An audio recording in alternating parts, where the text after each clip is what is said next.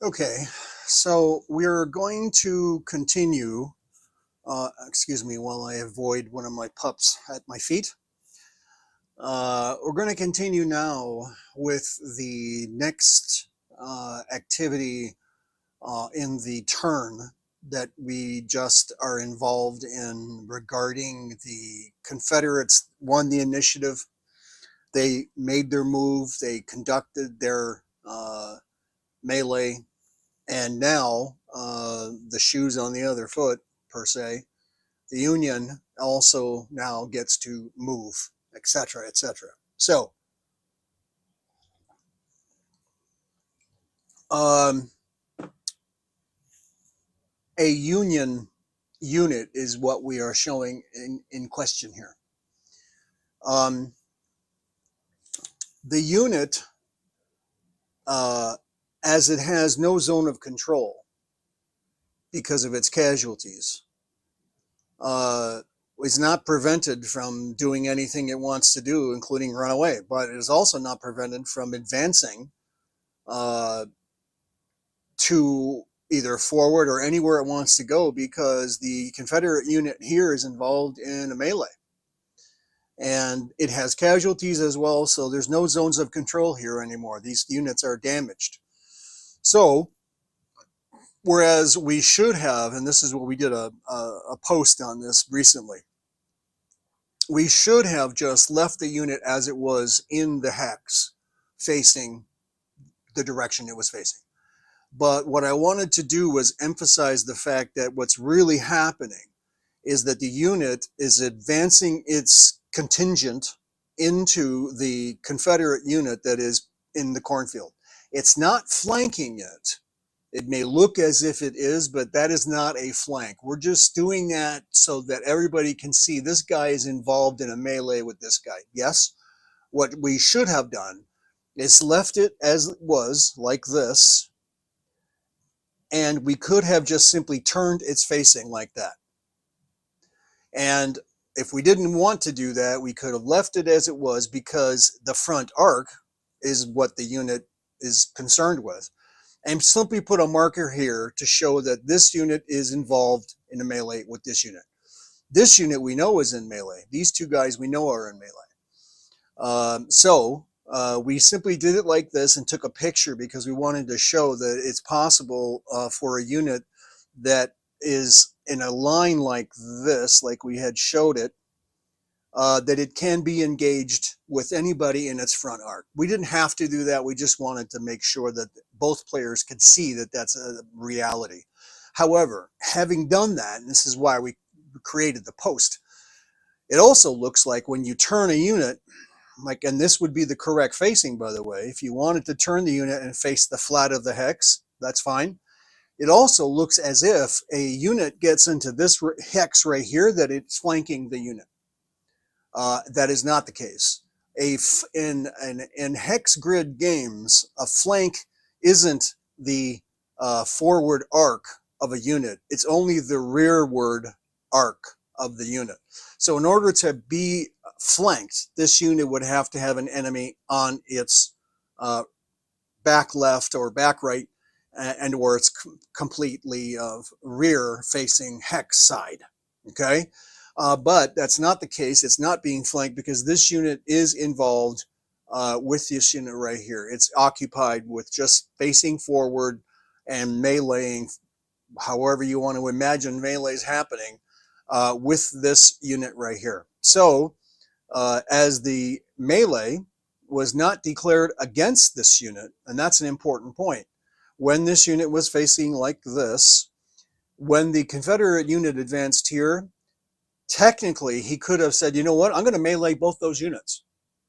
But he didn't do that. He's only going to melee this guy, which leaves this guy just like, even though it's a forward arc, he technically might be locked if he had a zone of control, but he doesn't. Neither does the rebel unit. So he's free to actually move around, and he's facing that way. Although he doesn't even need to do that, because this rebel unit is in his forward arc. He could simply stay like that. So what we'll do is will make the situation correct, will correctly portray what's going on and leave the unit there. Its front facing includes this hex right here and this hex here. So these two units are meleeing, and this unit was not originally called as being meleeed by this rebel unit either.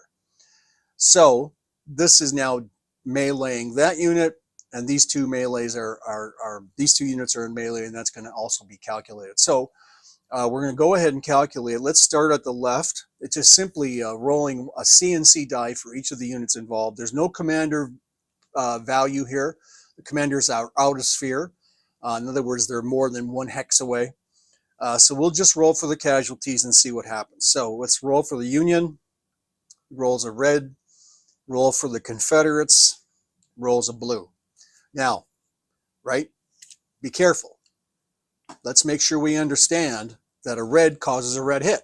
Full casualty hit. A blue only causes an incremental hit, not full damage. And obviously, if you've played the game, you see the importance of that. So, against the 1924th Amalgamated, a full red hit is caused. And because it is another round of melee, we give it a level of fatigue. Otherwise, we call that a terrain effects hit. So it gets a level of fatigue plus a full casualty hit because it rolled red. The Confederate rolled blue, which on the 77th Illinois causes another round of melee. So that causes a TE hit, terrain effects hit. That's an element of fatigue, and an incremental hit. Okay, so that's that damage. The 19th Kentucky is going to melee against the, what is that? 2738th Amalgamated. So let's roll for the Union. Scores a red. Roll for the Confederates. Scores a blue. So red is caused against the, again, 2738th.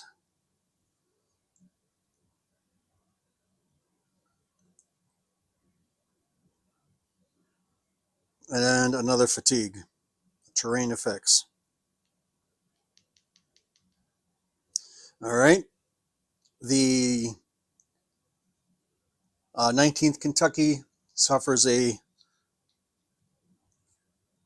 incremental hit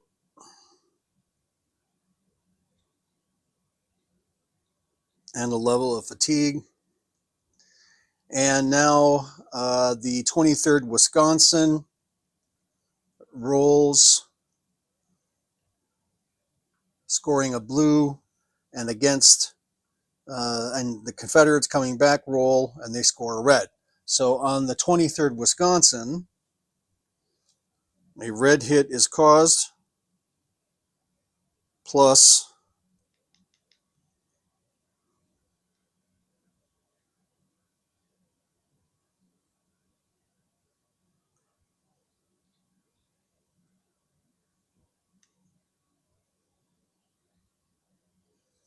another fatigue.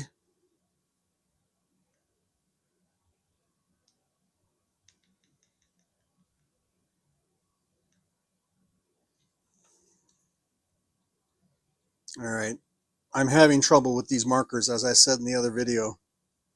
I don't understand why these are all of a sudden not working.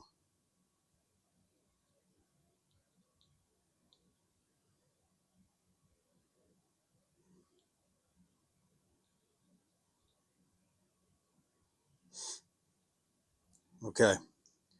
And coming back, they cause an incremental hit on the 27th, 38th.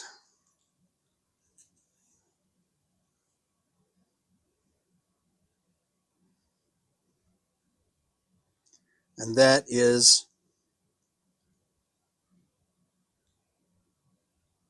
the third incremental hit caused.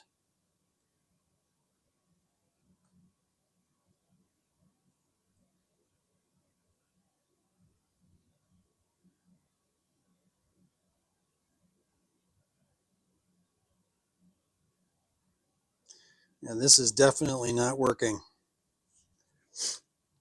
Um, the idea of this roster is that it's supposed to be erasable, but if the markers aren't going to take on the plastic, it's no good.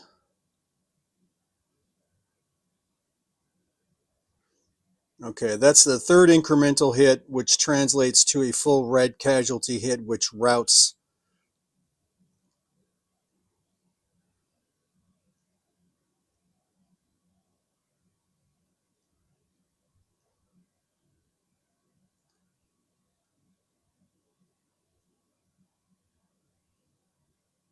All right.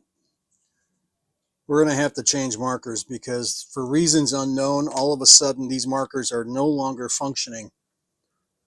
Anyway, so that routes and it goes back 3 spaces. Does the damage on the 23rd Wisconsin?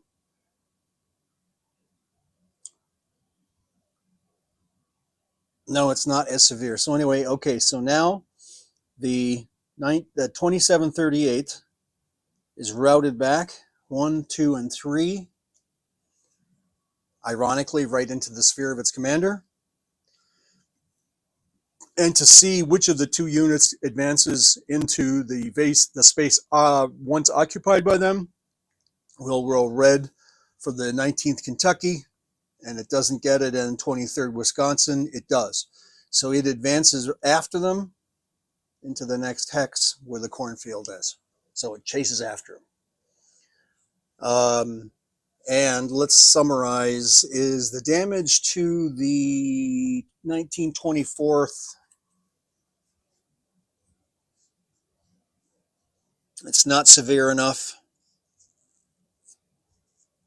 And the damage to the 77th Illinois is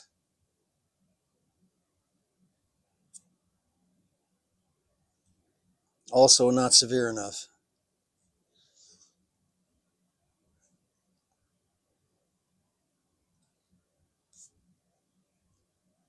All right, so they're going to stay in melee.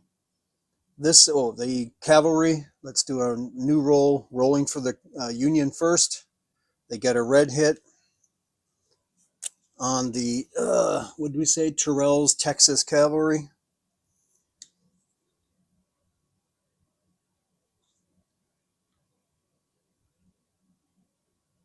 All right, I got to solve this problem. I'm going to leave the camera rolling because this is just absolutely not working. Red hit coming up on the Confederate Cavalry.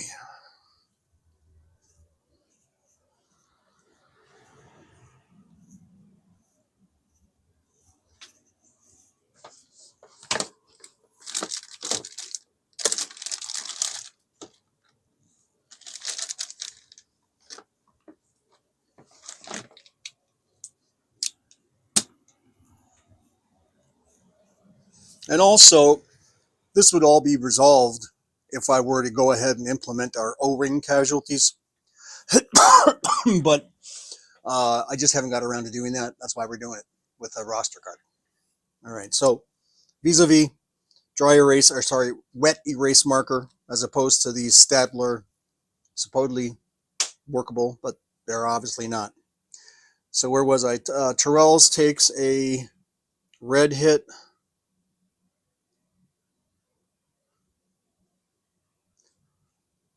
And another round of fatigue.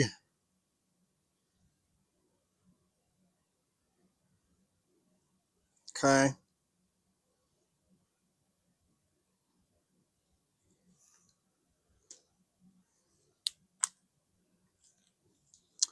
Coming back, they get a red hit on the 67th Indiana, which I think routes them. And yes, it does.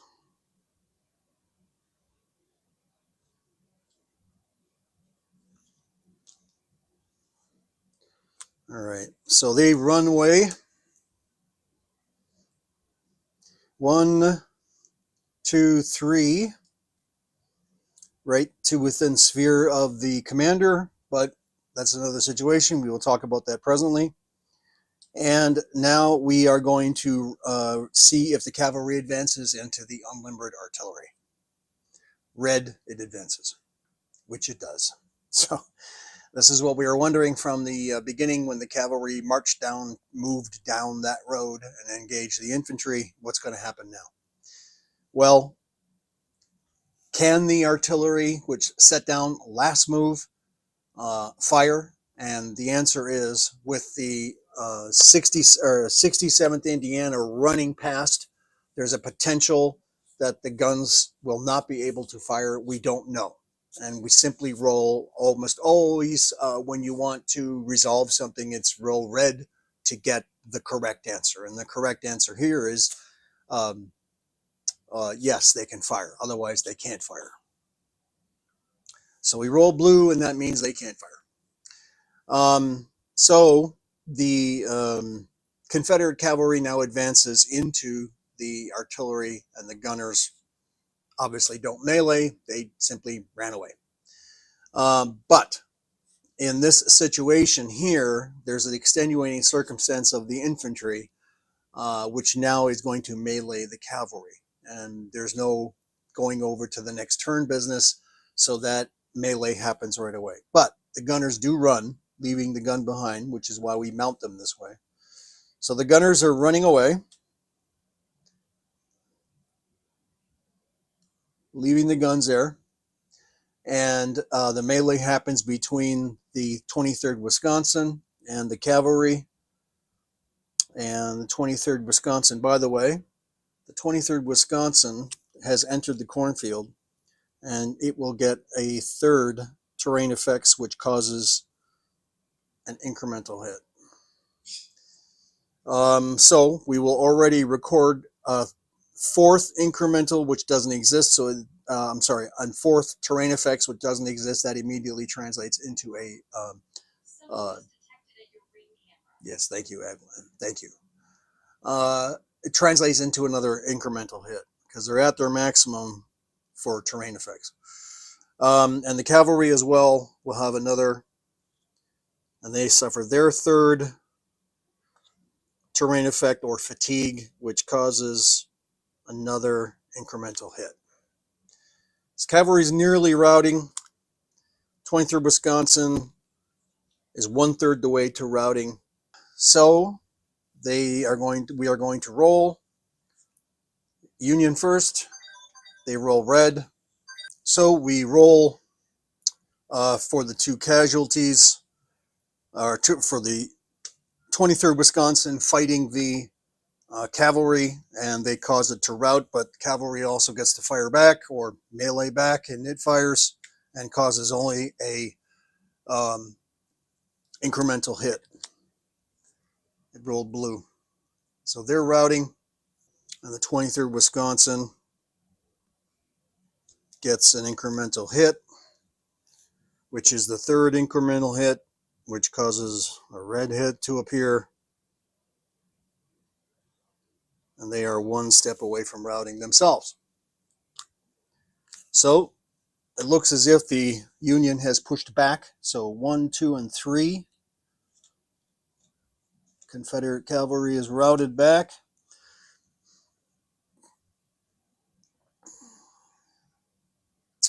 And that looks it for the turn. You may notice that in the Union player's move, he moved up his unit that is located here. And the Confederates in the back there, they moved theirs forward as well in their movement. So that is the end of that turn, and that was turn number 2. We both, the Confederates and the Union, have reinforcements coming in on turn 3. It should be noted here a couple of things. The infantry that routed to the sphere of its commander, there's a couple of ways to handle that. It's up to the players how they want to deal with that situation. When a unit routes to within sphere of the commander, can they stop running? And again, if there's no decision or it's not discussed at the beginning of the game to how you want to do this, just roll a die and see if red comes up, then they can stop. If red does not come up, then they are not going to be able to stop. And and they will conform to the steps of the turn, which are all routed units at the beginning of the turn move, and then if they are in sphere of a commander or the commander is present or moved to them, then they can rally. But in this case, it's the same turn. We'll go back a second. We'll go back. Can the unit stop once it gets to within sphere of a commander? This would apply to this unit here as well. And so we roll red. If roll red is yes, and they can. So from now on, any unit that routes to within sphere of a commander can stop running. It can't be used in the next turn. It's not fully rallied, but it can stop running. So what we'll do is, in order to show that it has stopped without putting a marker down, we'll turn it sideways. All right, and there we are. The next, so this one here, same thing, turn it sideways. Confederate cavalry's different story. So the next turn is an initiative situation, and we can determine or think about how this is going to happen. Next turn, obviously, mark orders as usual across the table. The reinforcements come in as they are shown: 1, 2, 3, and we'll continue with the next turn.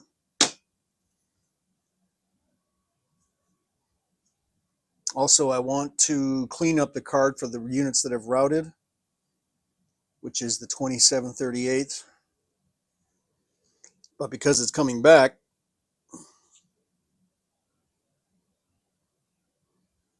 we'll give it a mark for the number of routes.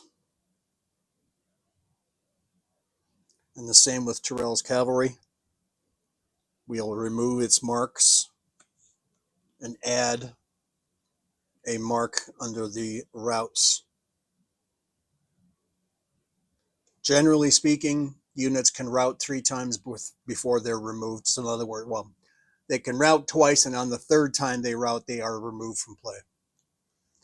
Green units, raw recruits, once they route, they're not recoverable at all.